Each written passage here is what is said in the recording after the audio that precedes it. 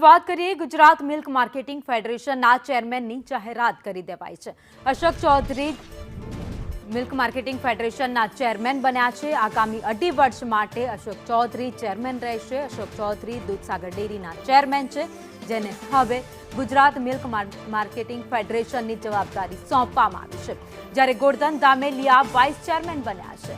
ગોરધન દામેલિયા રાજકોટ ગોપાલ ડેરીના ચેરમેન છે। સાબર ડેરી વિવાદને લઈ શામળ પટેલને રિપીટ કરવામાં નથી આવ્યા। અમૂલ હજુ વિસ્તરે તે દિશામાં કામ કરીશું તેવી વાત અશોક ચૌધરીએ કરી છે। પશુપાલકો માટે રાત દિવસ અમે કામ કરતા રહીશું, તો અમૂલની વ્યવસ્થા ખૂબ જ સારી હોવાની વાત પણ અશોક ચૌધરીએ કરી।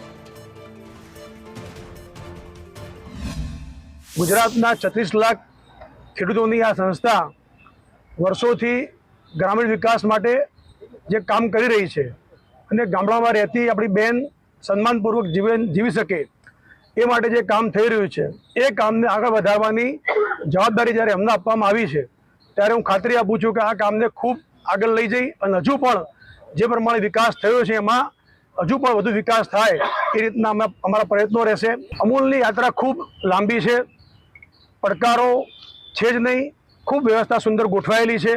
અમારા પૂર્વગામી જે પણ ચેરમેનો હતા, અમારું પૂર્વગામી જે પણ બોર્ડ હતું, એમને ખૂબ સમયાંતરે એમના સમયમાં ખૂબ સારા કામ કર્યા છે, અને એના કારણે આજે અમૂલ એ વિશ્વાસપાત્ર બ્રાન્ડ બની છે। પશુપાલકોના પ્રશ્નો તો લગભગ કાંઈ છે નહીં, પણ વધારેમાં વધારે ભાવ પશુપાલકોને કેમ મળે, પશુપાલકોને વધારેમાં વધારે પૈસા મળે એવી ગતિમાં અમે કામ કરી રહ્યા। ત્યારે ગત બોડીમાં પણ અમે ગુજરાતના રાજકોટમાં ફેટ ડેરી નામની એક 900 કરોડની એક ડેરી ઊભી કરી છે। ફેટ 2 કહેવાય એને, એનું સતત કામ ચાલુ છે અને કામ પૂરું થવામાં છે, અને થયા પછી ત્યાં બધું પેકિંગ ત્યાં થશે અને દૂધનો પાવડર પણ ત્યાં બનશે। કોઈ પડકાર છે? પડકાર અમે જ છે, કોઈ પડકાર જ નથી કાંઈ। ગુજરાત કોઓપરેટિવ મિલ્ક માર્કેટિંગ ફેડરેશનનું ઇલેક્શન હતું અને આ ઇલેક્શનમાં ચેરમેન તરીકે એક જ ફોર્મ મળ્યું।